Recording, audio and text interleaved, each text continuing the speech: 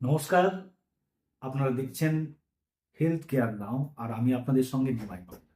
আর আমাদের সঙ্গে রয়েছেন বিশিষ্ট চিকিৎসক এবং অধ্যাপক, চক্ষুরোগ বিশেষজ্ঞ ডক্টর হিমাদ্রি দত্ত। ডক্টর দত্ত, আপনাকে স্বাগত আমাদের অনুষ্ঠানে। তো আপনাকে বেশ কিছু বিষয় নিয়ে জিজ্ঞেস করবো। তার মূলত কারণ হচ্ছে যে চোখে চোখকে আমরা বলি যে অমূল্য রত্ন আমাদের। চোখ ছাড়া সবই অন্ধকার। তো প্রশ্নগুলোতে আসবো তার আগে একটা বিষয় আপনাকে বলি যে হঠাৎ করে আমি দেখতাম যে রাইটার্স থেকে বেরিয়ে, মহাভবন থেকে বেরিয়ে জ্যোতিবাবু প্রয়াত প্রাক্তন মুখ্যমন্ত্রী, তিনি হঠাৎ করে মেডিকেল কলেজের রিজিওনাল ইনস্টিটিউট অফ অপথ্যালমোলজিতে পৌঁছে যেতেন এবং তিনি যেতেন আপনার কাছে চোখ দেখান। আমাদের কাছে কোনো কারোর কাছে নয়, আমাদের। তবে আপনি ছিলেন মূল।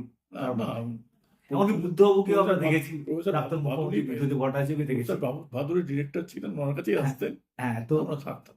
হ্যাঁ, তো এই বড় বড় মানুষের চোখ দেখেছেন, আবার সাধারণ মানুষের চোখ দেখেন।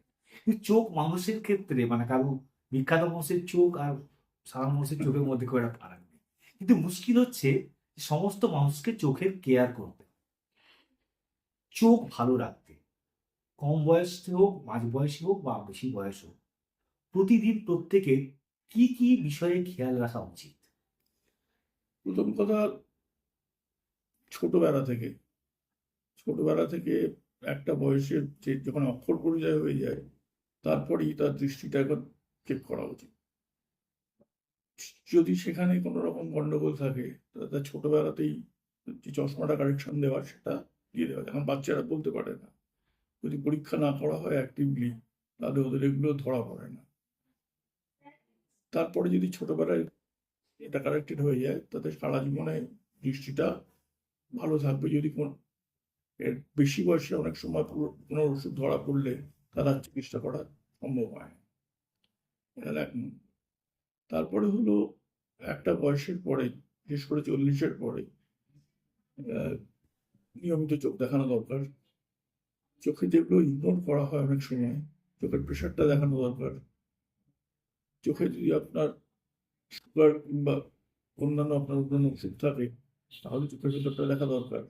মানে এগুলোতে আপনার যতক্ষণে দৃষ্টিশক্তি কমবে আপনি বুঝতে পারবেন, তার আগে অনেক সময় ক্ষতিটা হয়ে যায়। আর যখন আপনি চোখে কম দেখবেন, তখন তো আপনি বুঝতেই পারছেন যে কোনো সমস্যা হচ্ছে, তখন দেখানো দরকার। কিন্তু ডায়াবেটিক পেশেন্ট একটা, কিংবা বাড়িতে যদি গ্লকোমার হিস্ট্রি থাকে, এরকম পেশেন্টদের আরো কম বয়স থেকেই একটা রেগুলার এই ওষুধগুলো আছে কিনা সেটা ধরার চেষ্টা করা দরকার। একটা কমন সমস্যা দেখা যায় যে 40 বছর বয়সের কাছাকাছি এসে সেটা সামান্য চালসে বলা হয়। হ্যাঁ, সামান্য ঠিক কাছের দেখা বা ফলপ্রসূ করতে গেলে ওষুধ নয়, কাছের দেখতে অসুবিধা হচ্ছে, বুঝতে পারছেন কাছের দেখতে অসুবিধা হচ্ছে, হ্যাঁ, ওটা ক্লাসিক কারেক্ট। এটা কি আটকানো যায়? এটা আটকানো যাবে না, কারণ এটা একটা এজিং প্রসেস। আমাদের অ্যাকোমোডেশনটা উইক হয়ে যায়। আমরা একসঙ্গে দূরের এবং কম বয়সে, দূরের এবং কাছের দুটোই পরিষ্কার দেখতে পাই অ্যাকোমোডেট করে। 40 বছর পর থেকে অ্যাকোমোডেশন জিনিসটা উইক হতে থাকে। অ্যাকোমোডেশন উইক হলে তখন আপনার কাছের দেখতে অসুবিধা হয়, তখন একটা অ্যাডিশনাল কারেকশন লাগে। এক্ষেত্রে যত তাড়াতাড়ি কারেকশন করা যায় তত না, ভালো। এটা ঠিক আছে, এটা আপনি যখন বুঝতে পারছেন না তখন কারেক্ট করলেই হবে। আপনার অসুবিধা হবে বলে আপনি তখন কারেক্ট করলেন। আর একটা বিষয়, এখন বর্ষাকাল শুরু হয়েছে, বৃষ্টি হচ্ছে, অনেকেই চোখ লাল হয়ে যায়, বলা হয় জয় বাংলা। এই সময়টায় যখন টেম্পারেচার ভ্যারিয়েশনটা হয়, তখন যে সব রকম ভাইরাল ফিভারই বেশি হয়। এই ভাইরাল ওষুধগুলোর মধ্যে চোখের জন্য কনজাংটিভাইটিসটা সবচেয়ে ইম্পর্টেন্ট। সবসময় যখন সিজনাল একটা চেঞ্জ হয়, টেম্পারেচার বদলায়, এই সময় এই ওষুধগুলো বেশি হয়। অনেকের ক্ষেত্রে ছানি পড়ে। ছানিটা একটা এটা এরকম ভাবে হয়। এখানে একটা ছোট্ট করে, যে ছানি যাতে না পড়ে তার জন্য সেরকম আগে থেকে কি প্রিকশন নেওয়া যায়?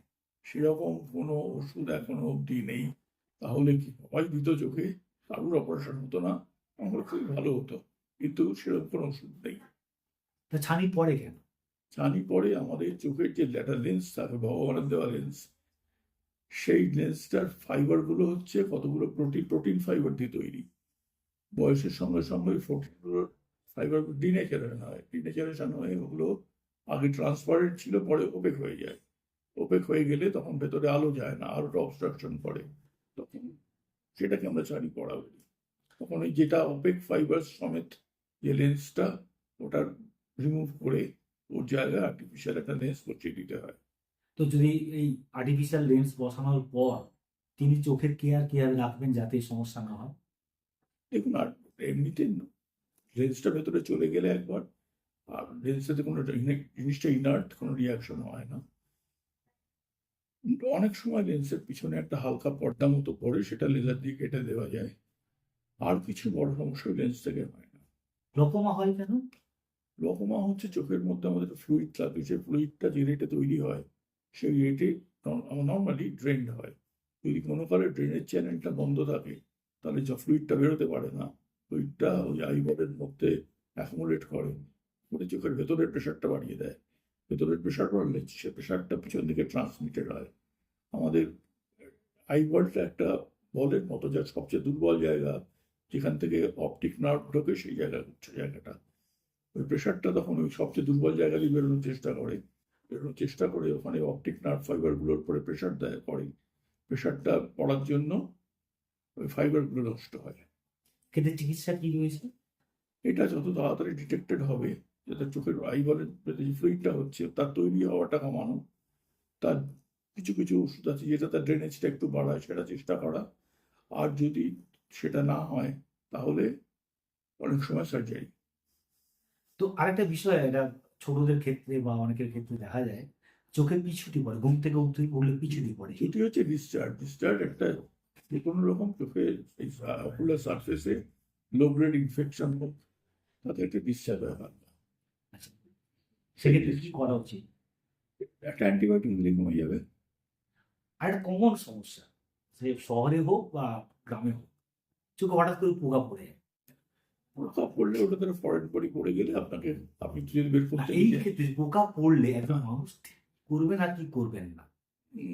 পোকাটা দেখুন অনেক সময় এমনিতে চোখে জল দিয়ে ধুলে বেরিয়ে যায়, যদি ওটা কোনো জায়গায় গেঁথে না যায়। যদি কোনো জায়গায় গেঁথে যায় তাহলে সেরকমভাবে জলে যাবে না, তখন আপনার কাছাকাছি যেখানে ডাক্তারবাবুকে পাবেন চলে যাবেন, তিনি তুলে দেবেন। হ্যাঁ, আরেকটা বিষয়ে অনেকে মরণোত্তর চক্ষু দান করেন, এই বিষয়টা কি? চক্ষুদান তো হয় না, কর্নিয়াটা বদলানো যায়। এখন অব্দি আইবলের আর বাকি কোনো পোর্শনের চেঞ্জ করা যায় না। অনেক সমস্ত স্ক্লেরাটা আমরা ব্যবহার করি গ্রাফটিং এর জন্য, দুর্বল জায়গা থাকলে। কিন্তু কর্নিয়া গ্রাফটিং এর জন্য চোখে যদি আপনার একদম সামনের যে অংশটা কাঁচের মতো, যা ট্রান্সপারেন্ট, সেটা যদি কোনো কারণে সাদা হয়ে যায়, কোনো কারণে কিছু কিছু ডিজিজেও হয়, কিংবা কোনো কোনো ইঞ্জুরিতেও হতে পারে, তাহলে সেই কর্নিয়াটার মধ্যে দিয়ে আলো যায় না। তখন সেই কর্নিয়াটাকে ক্যাডাভার আই থেকে কর্নিয়া তুলে সেখানটায় বসিয়ে দিলে তার মানে ওই ট্রান্সপারেন্সিটা ফেরত চলে আসছে। এক্ষেত্রে একটা বিষয় দেখা যায় যে অনেকের ক্ষেত্রে এই কর্নিয়া যেহেতু অন্যজনের শরীর থেকে নেওয়া হয়, ফলে ফরেন বডি হিসেবে ট্রিট করে শরীর, এবং এক্ষেত্রে অনেকেই মানে অ্যাকসেপ্ট করে না এবং সেটা কর্নিয়ার কাজ হচ্ছে করে। এটা তো একটা গ্রাফটিং, মানে অন্য মানুষের শরীর থেকে নিয়ে আপনার শরীরে দেওয়া। আপনার যদি ইমিউন সিস্টেমটা রিজেক্ট, মানে ওর সঙ্গে ওই ফরেন বডিটাকে রিজেক্ট করে, তাহলে তখন ওটা অপেক হয়ে যায়। আর্টিফিশিয়াল কর্নিয়া কি এসেছে এবং হ্যাঁ, সেক্ষেত্রে সেটা কতটা সেফ? আর্টিফিশিয়াল কর্নিয়া তৈরি, প্রথম কথা প্রসেসেস পাওয়া যায়। প্রসেসেসগুলো অ্যাকচুয়ালি এগুলো সবই একদম এক্সট্রিম কেসে চেষ্টা করা হয়, যেখানে কর্নিয়া গ্রাফটিং সম্ভব না। সেই ক্ষেত্রে আর্টিফিশিয়াল কর্নিয়া যেটা মেন সমস্যা, ওটা বসালে চোখের প্রেশারটা মাপা যায় না, এবং এরপরে চোখের প্রেশারও বেড়ে যায়।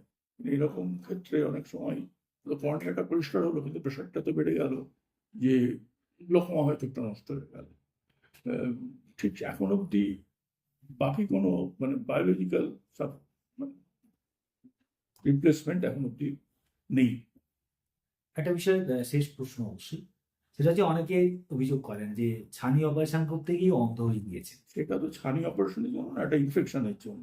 আচ্ছা, আপনার ছানি অপারেশনের সময় আইবলটা এমনি ক্লোজ জিনিস, বাইরের ইনফেকশন ঢোকে না। ছানি অপারেশনের সময় একটা জায়গা তো ইনসিশন দিয়ে ঢুকতে হয়, সেই ইনসিশনের জায়গাটা হিল করার আগেই যদি বাইরের কোনো ইনফেকশন চোখের মধ্যে চলে আসে, তাহলে সেই ইনফেকশন থেকে চোখটা নষ্ট হওয়ার ভয় থাকে। না একসঙ্গে যখন কোনো ছানি অপারেশনের ক্যাম্প হচ্ছে, সেখানে অনেকজনের যদি ইনফেকশন হয়, তাহলে অবশ্যই কমন সোর্সটা হচ্ছে ওটিতে ব্যবহার করা কোনো জিনিস। সেক্ষেত্রে কি সাবধান যারা যারা সাবধানতা তো আয়োজন করেন নর্মাল যে প্রোটোকল সেই অনুযায়ী তো সব অপারেশনই হয়, কিন্তু তবু তা সত্ত্বেও অনেক সময় আমরা যে জিনিসগুলো ব্যবহার করি, যে সেই মেটেরিয়ালগুলোর মধ্যে কোনো গণ্ডগোল থাকলে এটা মিস করে যাই, মিস করে গেলে তার থেকে দুর্ঘটনাটা এই ছানি অপারেশনের পর অন্ধ হয়ে যাওয়ার যে ঘটনা ঘটে সেক্ষেত্রে কি আবার এটা দৃষ্টিশক্তি ফিরে পাওয়ার সম্ভাবনা থাকে? এটা মেনলি হয় কি, আমরা একটা পার্টিকুলার ব্যাচের থেকে এই ঘটনাটা ঘটে। আর আরো যেটা হতে পারতো, যেটা প্রত্যেকের জন্য ইন্ডিভিজুয়ালি একটা করে জিনিস যেখানে ব্যবহার করা হয় সেখানে রিস্কটা অনেক কম, এত মাস স্কেলে হয় না, কিংবা একদিনে বেশি অপারেশন না করলেও মাস স্কেলে হওয়াটার চান্সটা কম। প্রথমে একদিনে বেশি অপারেশন করো এবং এক মেটেরিয়াল দিয়ে করলে বেশি লোকের ইনফেকশন দুর্ঘটনা যেটা ঘটে যায় যদি। একটা একটা গুরুত্বপূর্ণ প্রশ্ন, হুম। মদ খেলে কি দৃষ্টিশক্তি কমে? হ্যাঁ, মদ খেলে কি দৃষ্টিশক্তি কমে? না, এরকম কিছু নেই। কিন্তু মদ খেলে দৃষ্টিশক্তি হারায় কেন? কোন মদ খেলে? সেটা হচ্ছে মিথাইল অ্যালকোহল পয়জনিং। এমনি অ্যালকোহল যেটা, এটা ইথাইল অ্যালকোহল।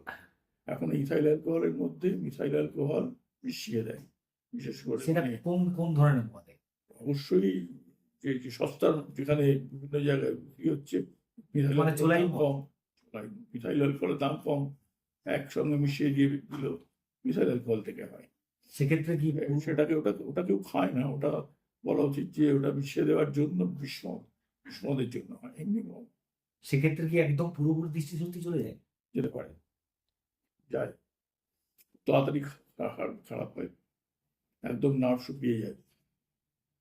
তো সাবধান কি করবে সাবধান? সাবধান হচ্ছে ওরকম জায়গায় না খাওয়া। যাক, হ্যাঁ, আপনাকে অনেক ধন্যবাদ যথাযথ, এবং আপনাদেরও ধন্যবাদ এই ভিডিওটি দেখার জন্য। যদি পছন্দ হয় এবং এরকম চিকিৎসা সংক্রান্ত আরো তথ্য বা পরামর্শ চিকিৎসকদের কাছ থেকে পাওয়ার জন্য এই চ্যানেলটিকে সাবস্ক্রাইব করুন, এবং অনুরোধ রইল অবশ্যই ভিডিওটিতে একটা লাইক দেবেন। নমস্কার।